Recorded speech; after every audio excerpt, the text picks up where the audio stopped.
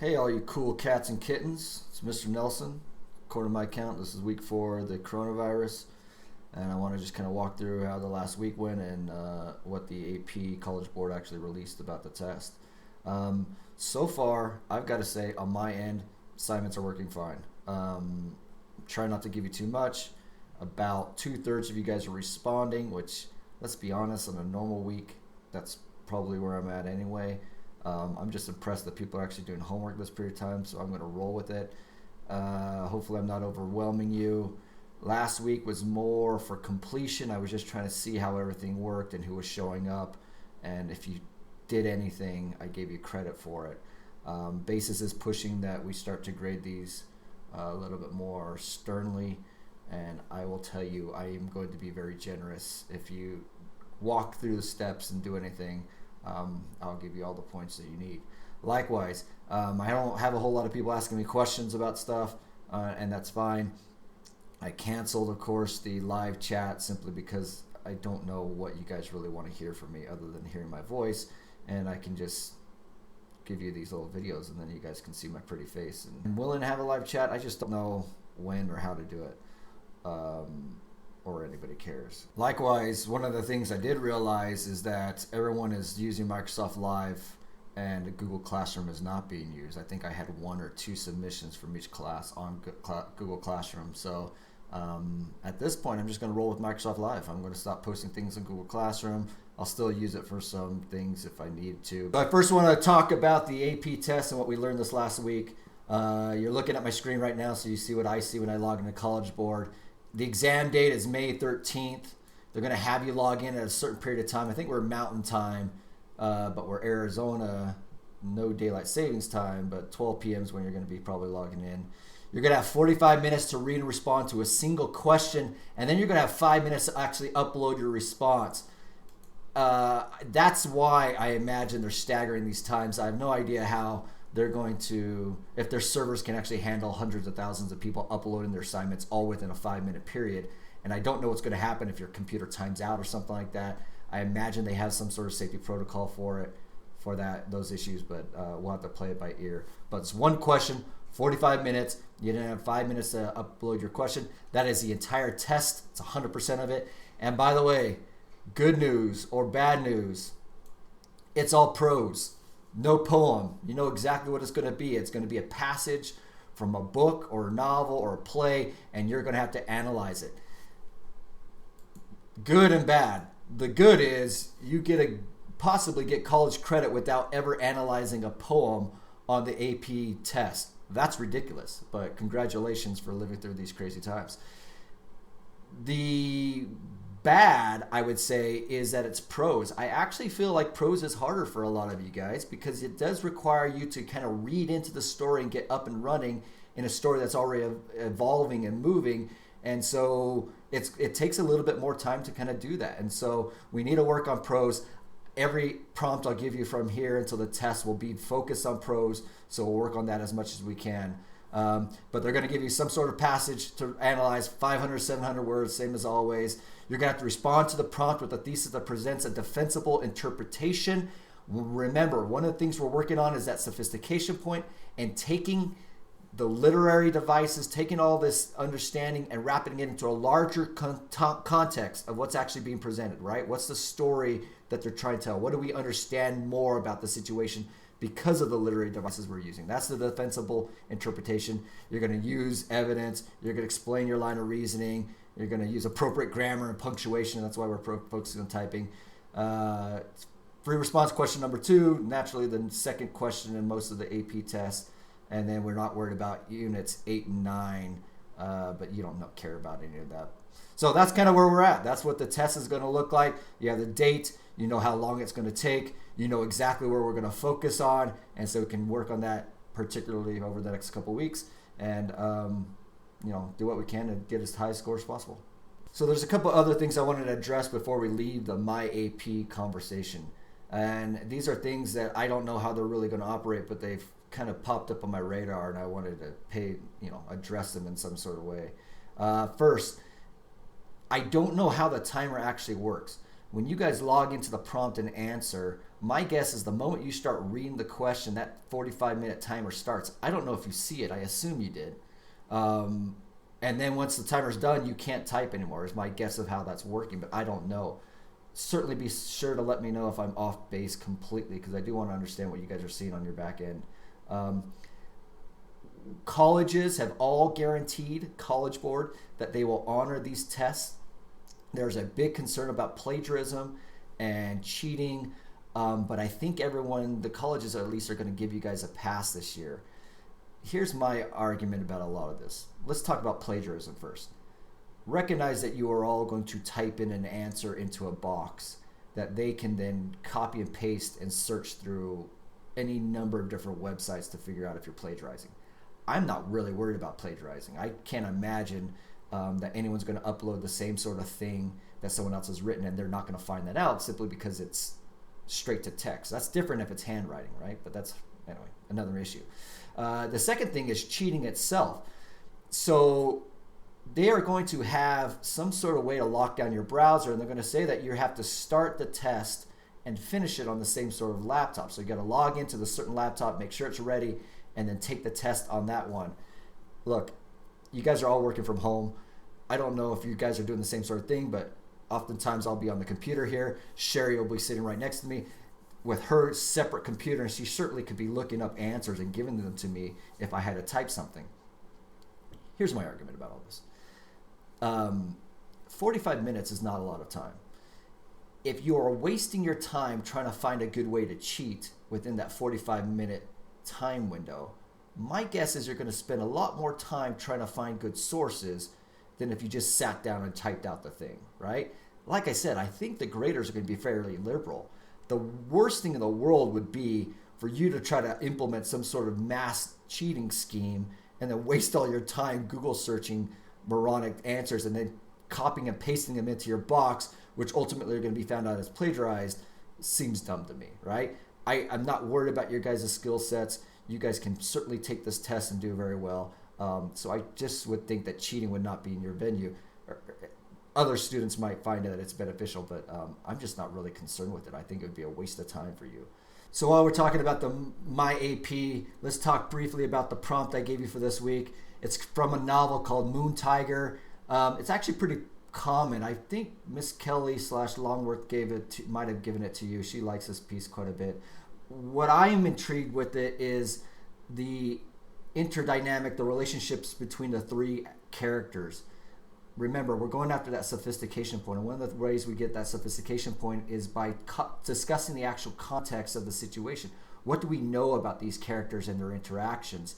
And then after we kind of have an idea of that, that's when we dig into the actual text and start talking about the adjectives and the wordplay and all those sorts of things that kind of heighten this relationship.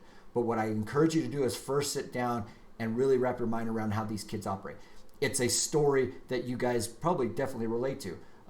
You've probably interacted with people in the same way. You understand sibling rivalries. You understand the relationship between kids and their parents and how the parents interact with the kids and all those sorts of things. And so this should speak to you. And what I want to do is get to that deep, complex meaning, that deep understanding of what it's like for these kids and for the mother to interact and analyze that. And now discussing the reading for this week. So far, you've read A Rose for Emily and Barn Burning by Faulkner. I hope you like those pieces. I find them to be very interesting. A Rose for Emily is one of those stories that I read as a kid, and I remember thinking, this is absolutely crazy. Who comes up with stuff like this? And then I realized as I got older that it's not that uncommon for people to either kill a loved one or have a loved one die in their home and just never call anyone, allow the dead one to just decompose in a house. If you want a modern example, the two white houses next to the Holdsworths just went through that kind of same scenario. They just don't have a cool story written by Faulkner based around it, but I imagine you could come up with something.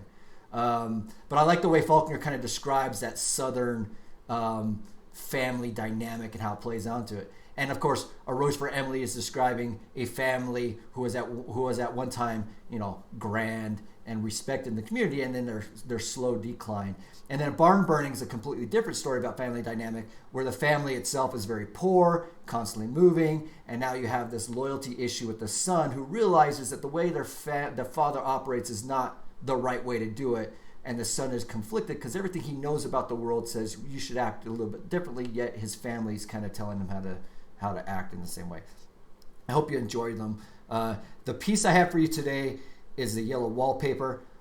I love the yellow wallpaper. I think Mr. Weaver talked to you about yellow wallpaper when he talked about the rest cure in the early 1900s. This is one of those stories that once you read, it sticks with you forever. So this is written by Charlotte Perkins Stetson or Gilmore, depending on when you look at it. 1892, so it's the end of the 1800s, beginning of the 1900s, and she really is kind of this revolutionary character. Divorces her husband at a time when nobody divorces their husband, and she kind of goes through everything you're going to read about in the yellow wallpaper. The psychosis, the depression that you kind of see here is experiences she actually experienced. One of the intriguing things about the story, as you kind of wrap your mind around her depression herself, is realize the dynamics that are at play here. Her husband is a physician, right? So she's going to go through this depression, and the one person she can really turn to for help in this is her husband, who's a medical doctor and can kind of just render an opinion. Think about it. Most people could go get a second opinion if they had a medical diagnosis. No, not her, right? If your husband's a physician, you kind of have to trust whatever he says. So you don't really get to go and have a second opinion. She suffers from postpartum depression. Very common. Postpartum depression is not that uncommon. Nowadays, we have tools and techniques to treat with it. When Charlotte Perkins Stetson is going through this, their tools were inept. They're bad. They kind of heightened the problem and exasperated the problem. I don't know. I'm not a medical doctor. I don't have any real medical opinion. But postpartum depression, as I understand it, is a hormonal imbalance. As the father of 3 kids, I've gone through a couple pregnancies, and what I've noticed is, gestation is 9 months, and slowly you build, the female builds up her hormones and kind of comes, I don't know, the whole process takes 9 months is my point. And I watched Sherry kind of go through the process where different things bug her at different times and different things are affecting her at different times. And then all of a sudden you have birth where the baby is now outside the body and the body kind of resets. And what it's taken 9 months to build up, all of a sudden in a couple days is trying to rebalance, right? That's my understanding of it, right? And one of the things that happens is oftentimes the mother falls into depression. And one of the triggers, as I understand it, oftentimes is the child itself. So where typically you have a mother, once they give birth, is very interested in protecting and doing all the motherly things that you think a mother would do. When you have postpartum depressions instances, the mother oftentimes doesn't want to see the baby, or the baby is the trigger for the depression, and so you kind of keep the baby away from the mother for a period of time. And Charlotte Perkins Stetson goes through this process. She actually has a baby. She suffers postpartum depression, and during this period of time, one of the solutions or one of the cures to postpartum depression was what's called the rest cure, advocated by Dr. S. Weir Mitchell, who was kind of the primary person who was kind of pushing this idea and who happened to be very close with Charlotte Perkins Stetson's husband, and so was very influential in the family in making sure that she was following all the guidelines of the rest cure. And essentially, as I understand it, the rest cure is putting the mother in solitary confinement, I would say, limiting her from social interactions, limiting her from books, limiting her from writing, and kind of just putting her in a room and saying, don't do anything, just stare at the wall, or in this case, the yellow wallpaper, and allow your depression to kind of just solve itself. I don't know. It seems like that probably is the worst idea I've ever heard. And in her case, it ends up being so. Her depression is exasperated. She goes to her husband to kind of talk about it, but he kind of pushes her off and say, no, this is the leading idea. in this world, and this is the way kind of everything's operating. So she actually writes the yellow wallpaper as a response after going against medical advice. She actually was put in this rest cure period for a couple days, and then she just broke out, and she did her own thing and just kind of bust out of this thing. Ended up divorcing her husband and kind of really having, really taking the situation into her own grip, and just doing what she needed to survive. And she writes this paper, this short story, in a response to it, to show to the doctor who prescribed this solution, and also the world, and say, look, this is a bad idea. Like, we should. And I have it quoted there, right? The real purpose of the story was to reach Dr. S. Weir Mitchell and convince him of the error of his ways. And the reason I like this story is this is, for me, one of the real stories that allows you to look into the mind of someone who's suffering from a depression or from a mental illness. It's not that often that we get to do this. And what I want you guys to do is read this. And I'm not asking for an essay or anything, but what I want you to focus on is answer the question of how literature allows us to understand the circumstances of an individual better than, let's just say, facts and information, right? I can read about postpartum depression in a medical journal, but I don't really understand what the person's going through. When I read Yellow Wallpaper, all of a sudden I can put my mind into the body of a person going through postpartum depression and understand what that process is like on a much deeper level than anything else. So I'm going to encourage you to read Yellow Wallpaper. Give me an idea of what you think about it and how it helps you understand this mental illness a little bit better. I think you'll enjoy it. And the last assignment I want to talk about is the typing challenge, which is going to be NitroType again. What I want you guys to do is increase your words per minute by 5, or do 10 races, whichever you reach first. That's what I'll take. And like I said, I want to improve and increase our words per minute so we can type very quickly on this test. First off, Annalisa had 95 words per minute, which is incredibly impressive. That is extremely good. If you're typing around 100 words per minute, you are an extremely fast typer. Samantha Perry is at 86, which is also very impressive. I consider myself a fast typer, and on a good day, I can get into the 80s, but not that often. As you saw, I was only at 66 when I was kind of just playing this game. So anyone who's typing in the 70s or above, you're in very good shape. So we'll do this again and try to improve our typing skills. We got a 66 last time. Plus 5 is 71. Got a new car, pink top. Should go do this.